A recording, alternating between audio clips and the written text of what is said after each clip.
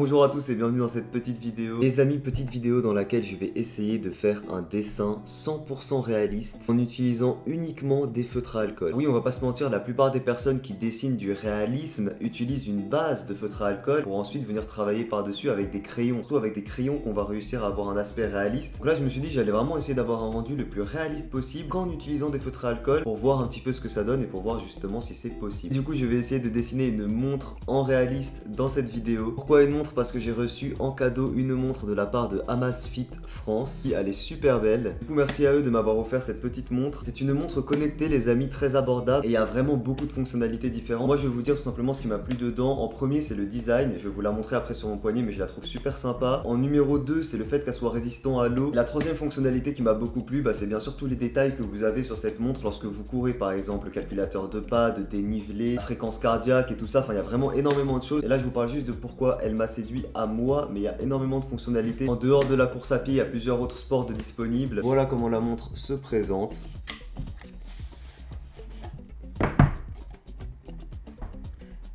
Et voilà la montre. Là on voit déjà toutes les petites fonctionnalités qu'il peut y avoir dessus. Un détail qui paraît tout con mais que moi j'aime beaucoup sur les montres, c'est qu'elles tiennent bien au poignet et qu'elles sont pas trop flottantes. Voilà du coup comment elles se présentent. Personnellement j'aime vraiment beaucoup. Nous avons avec le chargeur. Donc voilà, petit chargeur. Nous avons également la petite notice d'utilisation. Alors du coup je viens de l'allumer. Dès qu'on l'allume il demande la langue. Et ensuite vous avez un petit code crypté comme ça à scanner avec l'application. Ensuite il suffit de jumeler la montre au téléphone. Et tout se met à jour direct. C'est à dire que là elle est déjà à la bonne heure, tout ça, tout est à jour. Alors du coup voilà, je vous montre un petit peu. Voilà l'interface, comment il se présente. Donc tout est synchro directement avec mon téléphone. Vous avez dispo ici sur le côté du coup tous les sports. Donc il y a vraiment beaucoup de sports disponibles. Ici vous avez la température, le mode ne pas déranger, le mode avion, enfin il y a vraiment de tout. Franchement c'est la première fois que j'ai une montre connectée, je suis très content. Donc voilà, sincèrement je suis très satisfait de cette petite montre. En plus j'en avais envie d'une nouvelle, donc je pense que vous la verrez souvent en live. Merci à Amazfit de m'avoir offert cette montre. Quelques infos si jamais ça vous dit, ils organisent un concours sur leur page Facebook à l'occasion de la Coupe du Monde de football féminin. Je vous mets leur Facebook et leur Twitter en description ainsi qu'un lien vers la montre si jamais elle peut intéresser certains d'entre eux. Et du coup c'est parti, essayons de faire un dessin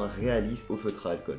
Donc pour dessiner cette montre en version réaliste, je commence par faire un petit croquis en crayon en m'aidant d'une photo. Donc là il y a zéro création dans le dessin, le but est de reproduire à l'identique la photo. Donc je commence par un croquis au crayon que je gommerai à 100% après, car le challenge c'est qu'il reste à la fin que du feutre à alcool. Le croquis terminé, donc sans trop se prendre à la tête, je commence par déposer la couleur la plus claire sur le dessin. Voilà, donc moi ma méthode c'est de commencer par les couleurs les plus claires et ensuite d'aller de plus en plus vers les foncées. Bien que lorsqu'on veut faire des dégradés et fondre les couleurs, j'ai une tendance à préférer l'inverse, c'est-à-dire commencer par les couleurs les plus foncées et venir dégrader avec les couleurs les plus claires. Je vous laisse avec une petite time-lapse du dessin et on se retrouve juste après.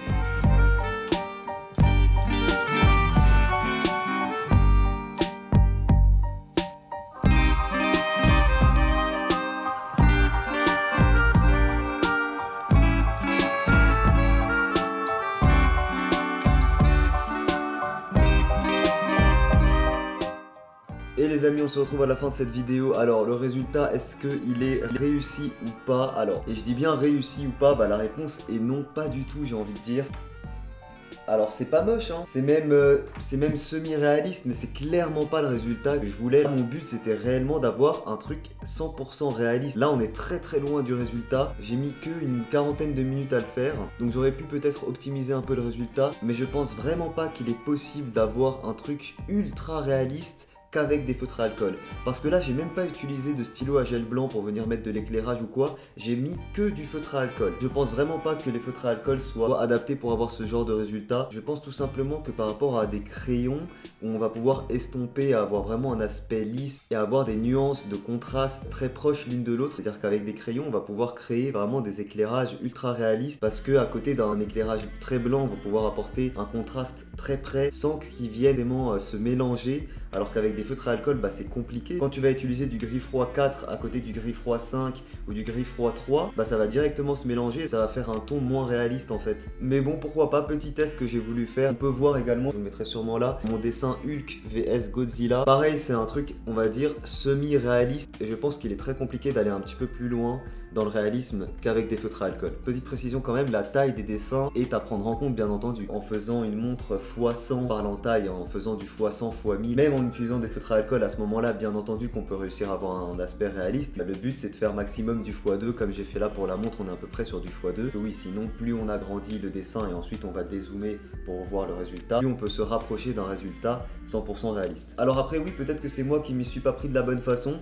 Si jamais vous arrivez chez vous à faire des dessins réalistes encore plus que le mien, qu'avec des feutres à alcool, attention, le challenge c'est d'utiliser uniquement des feutres à alcool, zéro crayon, zéro stylo à gel blanc ou quoi. Envoyez-moi vos résultats, je serais vraiment intéressé de voir si vous arrivez vraiment à rendre un truc très réaliste qu'avec des feutres à alcool. Voilà, moi je vais vous laisser là, j'espère que cette petite vidéo un peu originale vous a plu. Si jamais c'est le cas, n'hésitez pas à laisser un petit pouce bleu, je vous dis à très vite pour une prochaine vidéo, ciao tout le monde.